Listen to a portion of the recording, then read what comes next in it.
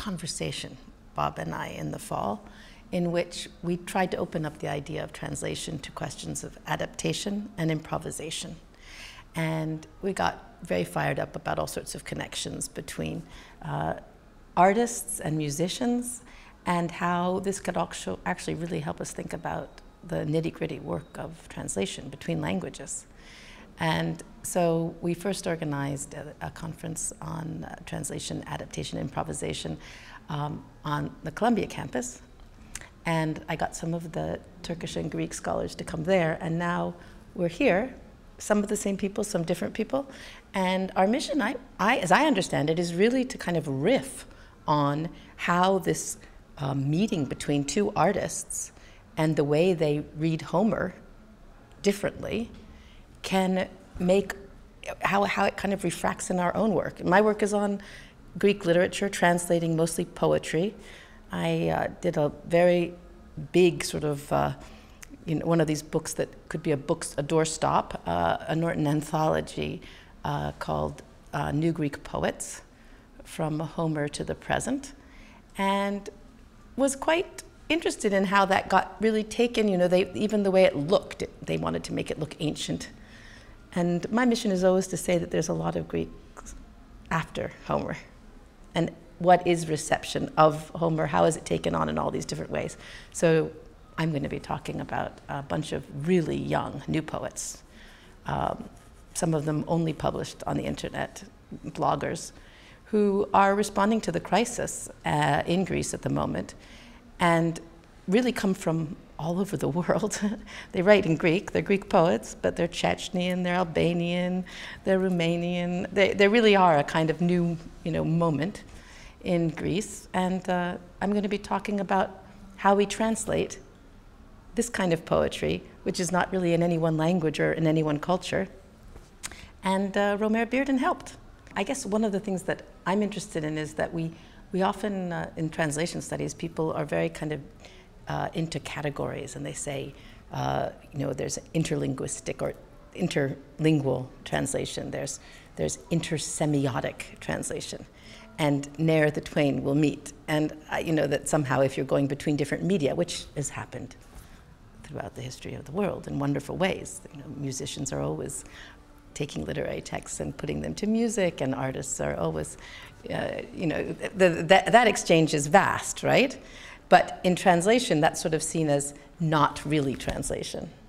And so it's, there's all sorts of other interesting examples in film, the way that, but I would say that this has been a kind of, almost a gauntlet, like a charge, like what would it mean to actually do this? And I mean, one of the things that I found myself doing in the last week, which was scary, was that a lot of the course that I'm teaching is about minorities, and the Armenians and the Greeks and the Turks, all the Ottoman Empire, and all these different tensions, and teaching them to students who have very different commitments.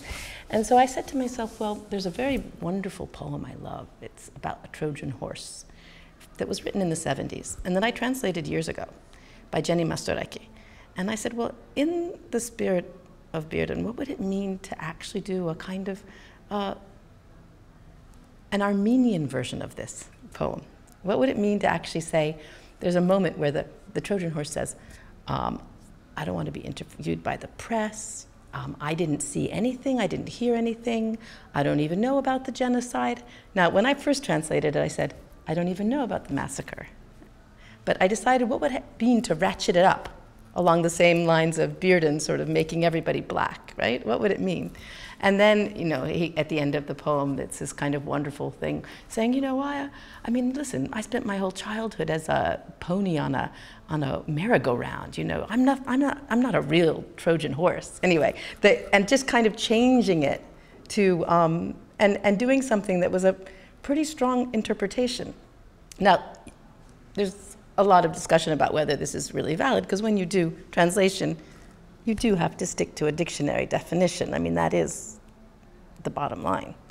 But I have found Bearden and Eyolu and this experience helpful in trying to think what it would mean to align interlingual translation more along the lines of intersemiotic, and especially in the Greek case, where Greeks don't even think sometimes that translating between ancient and modern is interlingual. They think it's one language, right, from ancient to modern. And so the kind of closeness and the lack of room for thinking of translation as interpretation is great. So I think that, yeah, this has been a good example of how to think about translation as interpretation, which is what it is. And now you've raised this point of translation as interpretation. And Bearden clearly is an example of someone who's interpreting the original text. Is it interpretation? Is it a retelling? Is it a translation? How do you parse that movement from this ancient literary text into very contemporary social context and very contemporary artwork? Well, I mean, I think that what we learn from, I mean, I'm not a Bearden specialist. I don't know anything. I'm just experiencing him as many of us are at these exhibits and looking at it for the first time.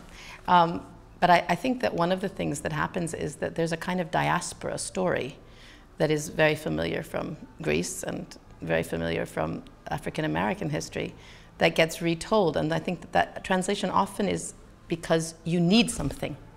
So at that level, I think it is a translation. Bearden needed that from that text so he could talk about coming home, his people coming home. I think that it's very different from the kinds of things that I'm looking at. I'm looking at a moment in history where nobody wants to come home to Greece. Everybody wants to leave. It's a disaster. It's scary, right? So I'm interpreting it quite differently, that story. And I think that I'm looking at poets who actually want to think about what it means to leave. But again, it's still a response.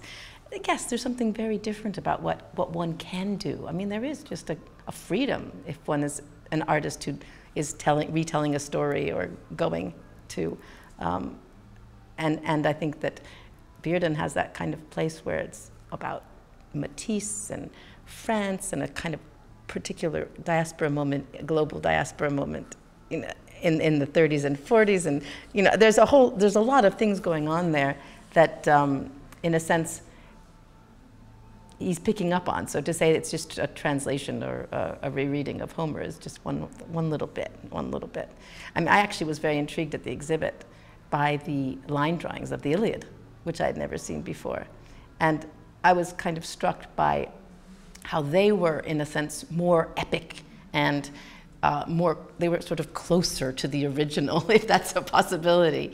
And I could see so much more of French and other influences in the cutouts. Also because the Matisse exhibit was going on at the same time, so we were all sort of seeing that. My feeling is that it's a wonderful opportunity to be able to teach and do our workshops and our conferences and our intellectual work in all sorts of different places, and to not be bound as a modern Greek specialist to going to Greece, that there are also all sorts of ways in which we can work with people from different areas who think about similar issues, or in my case, questions of diaspora or gender. I'm very involved with the Institute for Research on Women and Gender. So I guess if there was a message or a kind of what I'm taking away, granted I've just arrived, we've been putting this together for the last year, but I've just been meeting with my students for 2 weeks. But one of the things that I'm aware of is how to kind of take the big ideas and then do the rigorous nitty-gritty close work that it takes to actually be in conversation, in dialogue, in a place like this. And the idea of picking this up and then going to Thessaloniki and then going to Sofia and the kind of area studies that we had imagined becomes less plausible now that I see the kind of work that even had to go into making sure the translations on this exhibit made sense to Turkish specialists, right? And how do you do that unless you're there and talking and working, getting the right people? And so my hope is that this will not be a kind of, let's go to do our thing in Istanbul, let's go do our thing in Paris, let's go do our thing in Alexandria or all sorts of other places, that you will actually have initiatives that are coming from the world. That it's not about us going and preaching and doing stuff. It's about radically changing the way we teach and what our university is because of this experience.